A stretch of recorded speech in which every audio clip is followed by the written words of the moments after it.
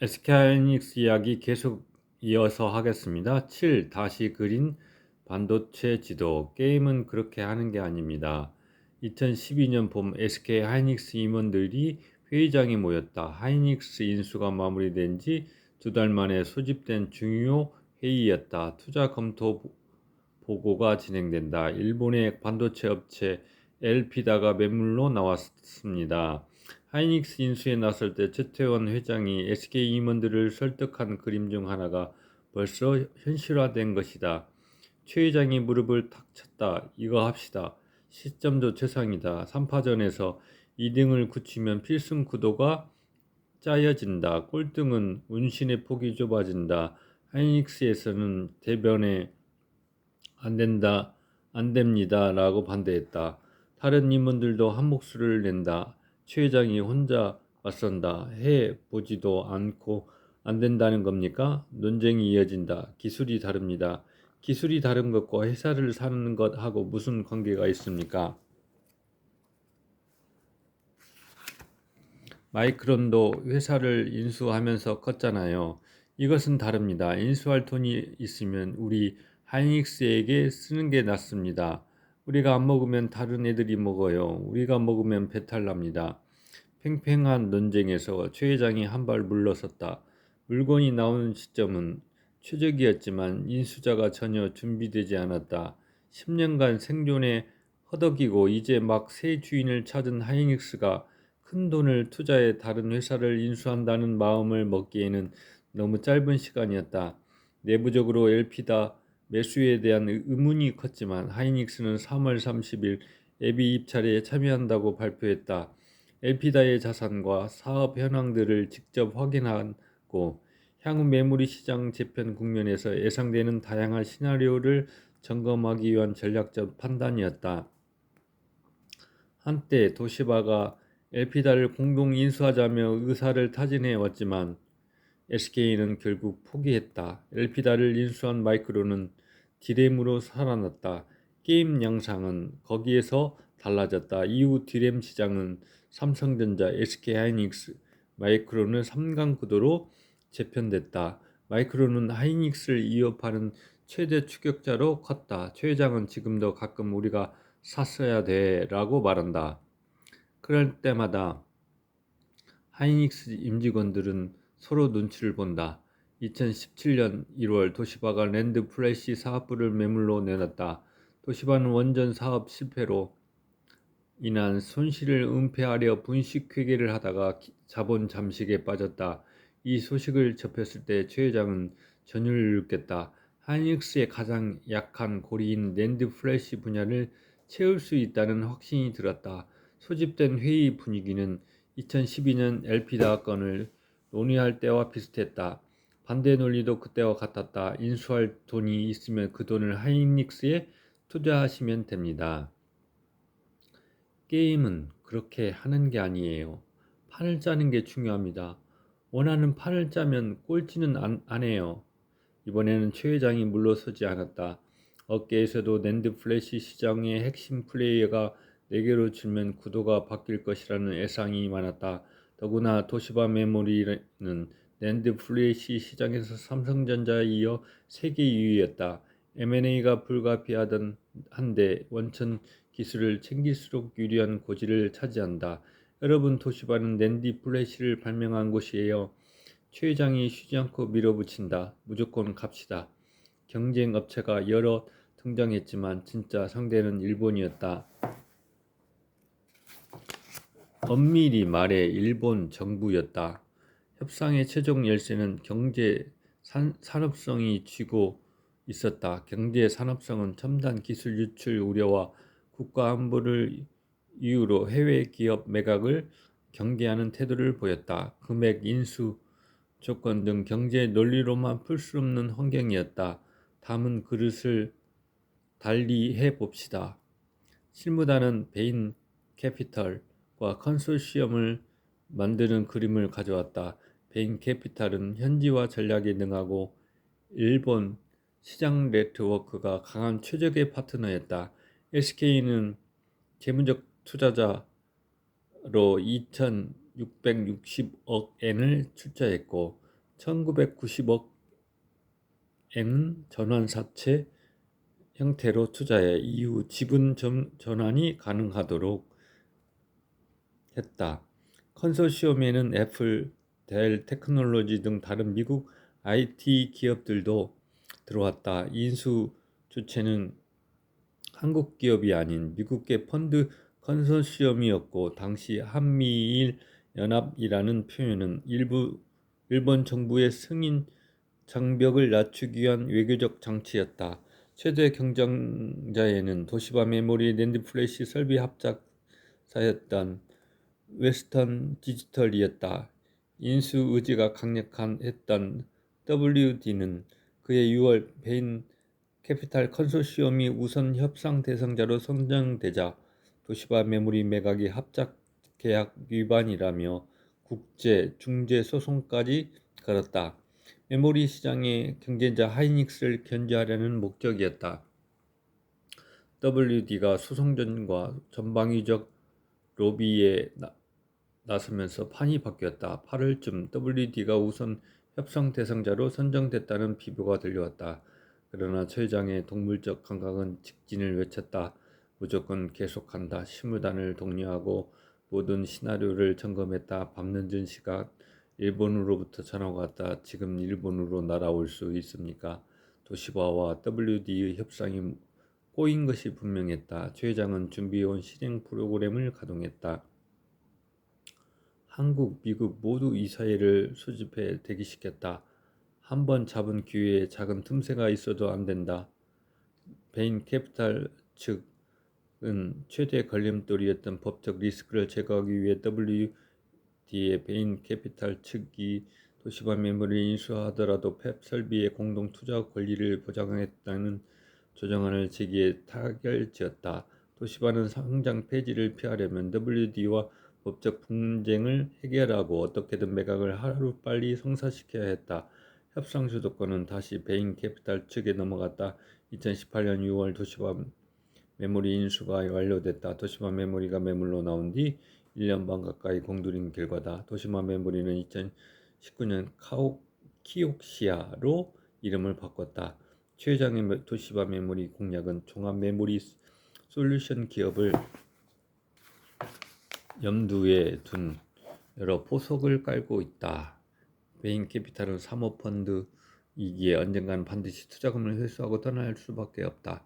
키옥시아 상장 후 투자금과 수익을 회수하고 철수하겠다고 한다면 키옥시아는 다시 무주공산이 되면서 하이닉스의 위상도 달라질 수 있다. 처음에는 한국 기업이 일본 기업을 인수한다고 생각한 사람이 없기에 이해되는 건가라고 물었다. 최 장의 답은 이렇다. 노력하면 됩니다. 도시바 메모리 인수가 마무리될 즈음 인텔에서 이상 신호가 감지되기 시작했다. 인텔은 낸드 플래시에서 삼성 키옥시아에 밀린 사위주자로 고전을 면치 못하고 있었다. 종합 반도체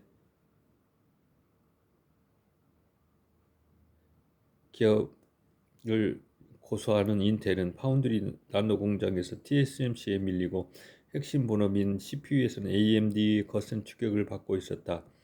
인텔은 결국 선택과 집중을 위해 낸드 플래시 사업 매각을 결정했다. 다시 반도체 판을 바꾸기 위했다. 인텔은 QLC라는 독보적인 낸드 플래시 기술을 가지고 있었다. QLC는 AI 학습과 빅데이터 분석에 필요한 대규모 스토리지 구축에 최적화된 무기였다. 최 회장은 승부수를 띄웠다. 이거 합시다. 2020년 10월 20일 하이닉스와 인텔은 하이닉스가 10조 3천억 원의 인텔의 낸드 플래시 사업 부분 전체를 인수한다고 발표했다. 하이닉스 연매출의 3분의 1을 투입하는 하이닉스 사상 최대 규모의 투자였다. 낸드 플래시 업계 4위였던 하이닉스는 인수 키옥시아를 제치고 낸드 플래시 부분 2위 업체로 올라섰다. 디램 강자 하이닉스를 품은 최 회장은 인텔의 낸드 플래시까지 손에 넣으며 종합 메모리 반도체 기업을 위한 퍼즐을 완성했다. 인텔 낸드 플래시 인수가 최종 마무리되는 데는 무려 5년이 걸렸다. 두 기업의 결합은 글로벌 반도체 시장의 판도를 뒤흔드는 사건이었기에 중국, 미국, EU 등 8개국의 승인이 필요했다. 특히 반도체 산업의 패권 경쟁이 치열했던 미국과 중국의 승인을 받은 것이 가장 큰 관문이었다. 2025년 3월 하이닉스가 남은 3조 원을 지급하면서 5년에 걸친 인수전이 끝났다. 대단하네요. 잘했네요. 낸드 플래시라는 게 뭐냐면요, 영원히 지워지지 않는 기억 장치예요. 사람으로 치면 영원히 잊을 수 없는 기억이죠. 큰 충격이나 뭐 엄청난 사건이 영원히 잊을 수 없잖아요. 뭐 전쟁에 갔다 오신 분들 죽을 때까지 그 트라우마가 있잖아요. 그런 것처럼 영원히 지울 수 없는 기억 장치가 낸드 플래시예요. 요즘에 차세대 HBF라고요. 낸드 플래시를 10단, 12단, 14단 이렇게 올려서 하여튼 그 AI 시대가 연산 기억 장치 기능이 발전할 것이라고 생각했는데 오히려 메모리 기능이 더 필요한 시대가 된 거예요. 아이러니죠. 낸드 플래시를 SK 하이닉스가 인수한 거는 정말 좋은 인수였던 거예요. 지나고 난 분이에요. 최 회장은 이 시간 동안 인텔 랜드 플래시 및 SSD 사업부를 리디자인했다. 1단계 인수가 완료된 2021년 12월 미국의 자회사 솔라다임을 출범시켰다. 솔리드와 패러다임을 결합한 것으로 새로운 스토리지 패러다임을 만들겠다는 야심찬 이름이었다. 하지만 앞에 8조 원대 막대한 누적 손실이라고 깊고 험준한 꼴짜기가 기다리고 있었다. 솔라다임은 수년 동안 최 회장의 아픈 손가락으로 불렸다. 고통이 또 있었네요. 인내가 필요했네요. 인수 초기 솔라다임은 인텔 시절처럼 개인용 PC에 들어가는 소비자용 SSD 사업이 많은 힘을 쏟고 있었다. 2023년 최 회장은 수익성이 낮은 소비자용 SSD 사업 철수를 결정한다. 회사의 모든 역량을 AI와 기업용 데이터 센서 시장으로 집중시켰다. 인텔은 제품을 파는 회사였던 반면 SK는 고객 시스템에 맞춰 소프트웨어까지 최적화하는 솔루션을 제공하는 전략으로 솔라다임을 진화시켰다. 솔라다임은 2024년 말 소비자용 SSD 시장에서 완전히 철수했다. 솔라다임은 2024년 2분기 마침내 첫 분기 흑자를 기록하며 극적인 반전을 이루어냈다. 기나긴 구조조정의 터널을 지나 새로운 성장 국면에 들어선 것이다. 최 회장이 2011년부터 10년 넘게 D램과 낸드 플래시, HBM까지 여러 포석을 두며 새 판을 짜온 사이 AI 반도체의 시간이 왔다. 최 회장은 솔라다임 다음 전장으로 나아갔다. 2024년 9월 직접 솔라다임 이사회 의장을 맡았던 그는 솔라다임이 성장 궤도에 오르자 이듬해 의장직에서 물러났다. 그리고 SK 아메리카스 이사회 의장과 SK 하이닉스 아메리카 회장을 맡았다. AI 비즈니스 최대 거점에서 직접 전략과 실행을 주의하겠다는 선택이었다. 집념을 쌓아 벽을 넘다. 야, 이거 문제가 참 어렵구나. 내일 다시 한번 풀어봐야겠다. 하는 여유로운 마음, 그게 수학적 용기다.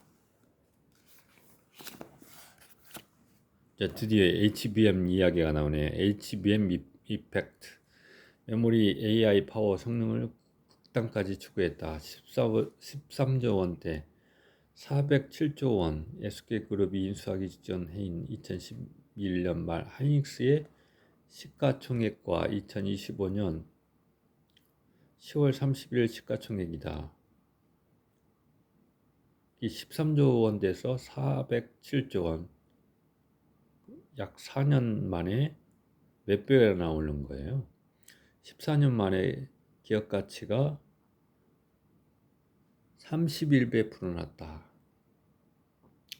하이닉스는 창사 이래 최대 분기 실적을 발표한 직후인 10월 30일 역대 최고 주가 55만 9천을 기록하며 시가총액 400조 원을 넘어섰다. 하이닉스의 10월 질주는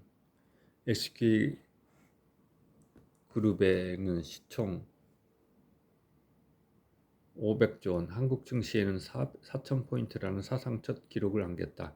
10월 31일 기준 SK 전체 시총은 518조 원으로 하이닉스의 시총이 79%를 차지했다. 이날 코스피 지수는 사상 처음으로 4,100포인트를 돌파했는데 하이닉스의 기여 비중이 12%였다. 2025년 2분기 하이닉스는 불과 5년 전만 해도 상상할 수 없던 메모리 시장 1등 자리에 올랐다.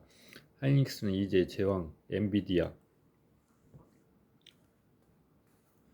SK하이닉스 HBM 양산 타임라인, SK하이닉스 HBM 양산 시점과 성능 향상의 흐름을 보여준다.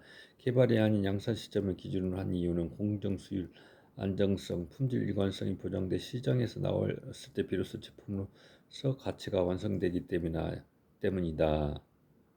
양산연도 2015년 4GB 스펙수 4HI 세계 최초 HBM을 만들었네요. 2015년이네요. 그러다가 2015년에서 2016년에도 2018년이네요. 2018년에는 8GB 2배가 됐네요. 3년 만에 31GBS 1초에 341GB를 해나봐요. HBM2고요. 그다음에 HBM2E가 세계 최초로 2020년에 16GB 8HI, 2022년에 819GB HBM3 세계 최초로 만들었고요. 그 다음에 2024년에 HBM3E 세계 최초로 만들었네요. 2026년, 지금 2026년인데 전반기인가봐요. HBM4 만들어졌네요.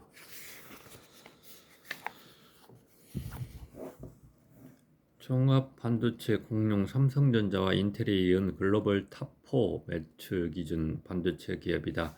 오직 메모리만으로 이룬 성과다. 하이닉스가 생사의 경계를 오가던 2001년과 비교하면 더 극적이다. 당시 하이닉스의 주가는 1200원 밑으로 떨어져 담배값보다 싸단 굴욕을 당하기도 했다. 유동성 위기가 최고조에 달한 2003년에는 추락을 거듭해 끈값보다 싼 주식 동전주로까지 전락했다. 그때 기록한 역대 최저가가 135원이었다. 아슬아슬한 생존자에서 시장의 절제자로 도약한 하이닉스 스토리는 한국 경제의 신화에 가깝다. SK가 하이닉스를 인수하고 시총 100조 원을 넘어섰는데 약 10년, 2021년 2월에 일이 걸렸다. 그런데 3년여 만에 150조 원, 2024년 5월 다시 1년 만에 200조 원, 2025년 6월 돌파하더니 4개월이 채 안 돼 300조 원, 2025년 10월과 400조 원, 2025년 10월을 연이어 뚫었다. 이는 엔비디아가 2023년 시총 1조 달러에서 2025년 4조 달러로 몸집을 불리는 궤적에 비견할 정도로 놀라운 성장이다.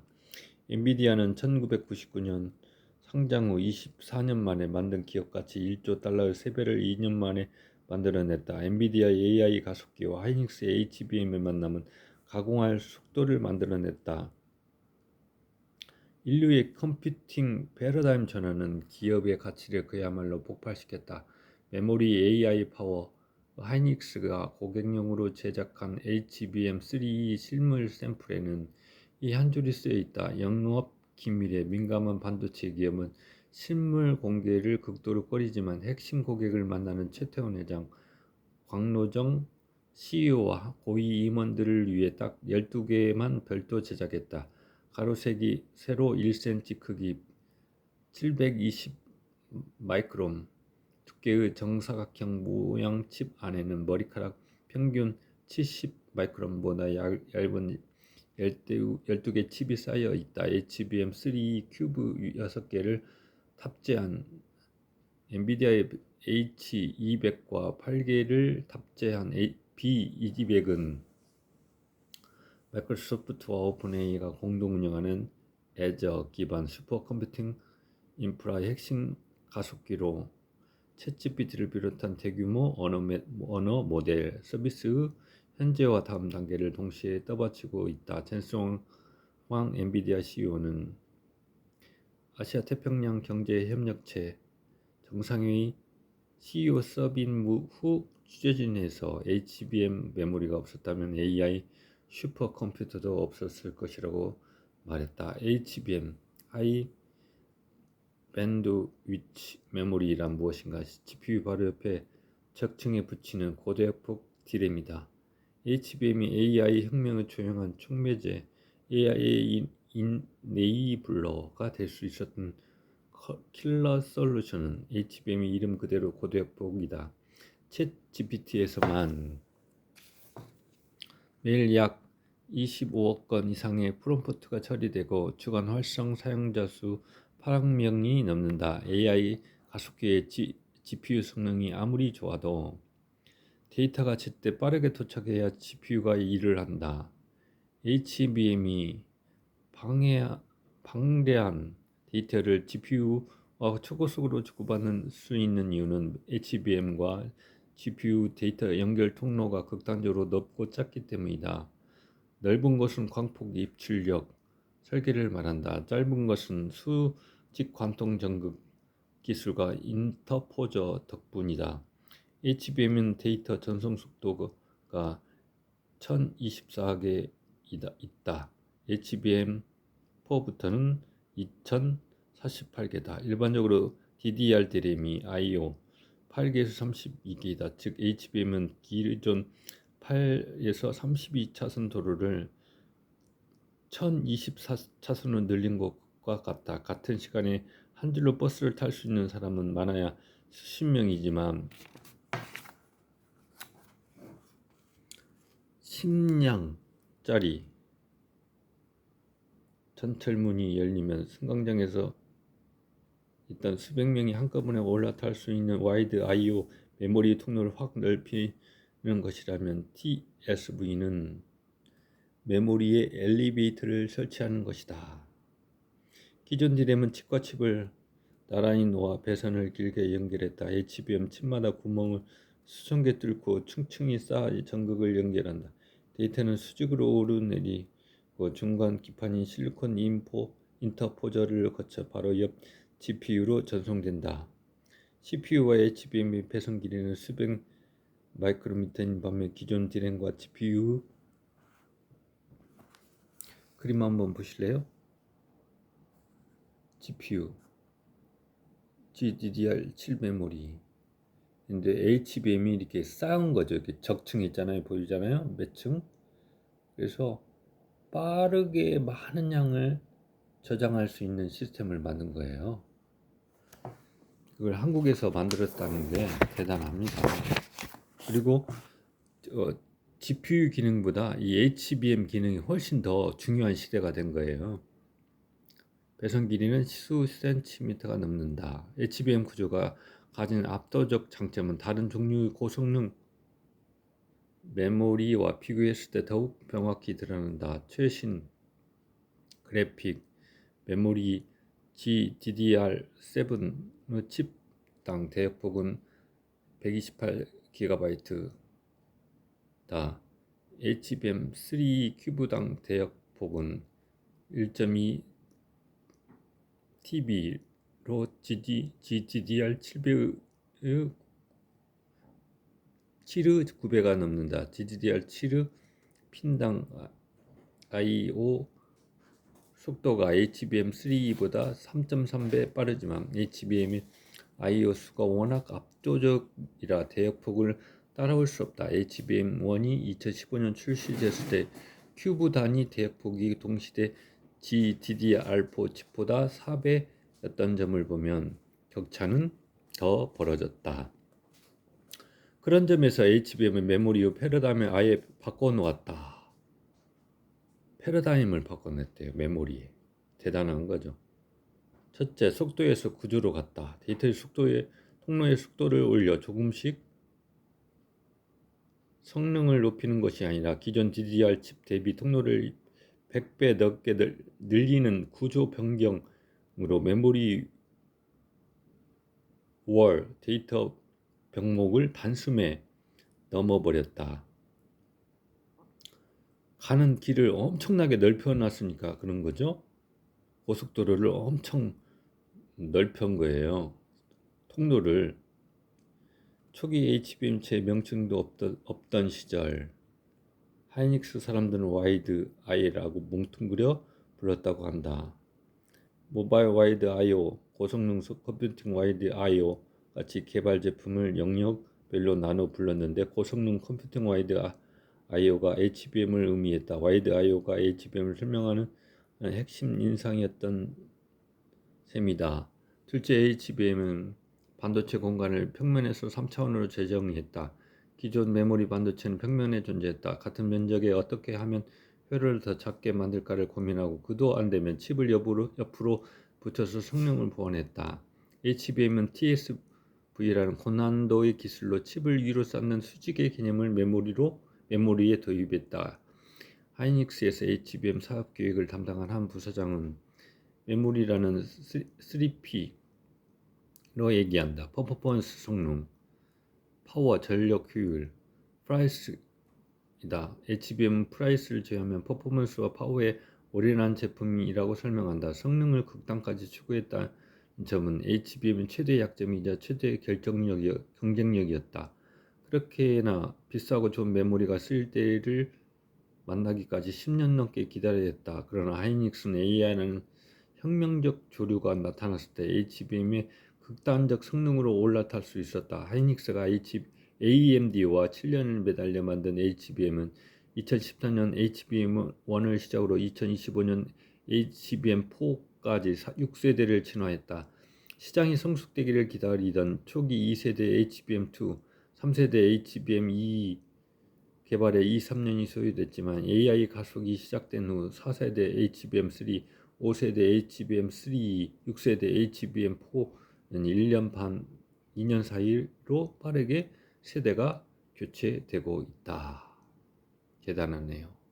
시대를 잘 만났네요. 그리고 제품 성능이 대단하네요.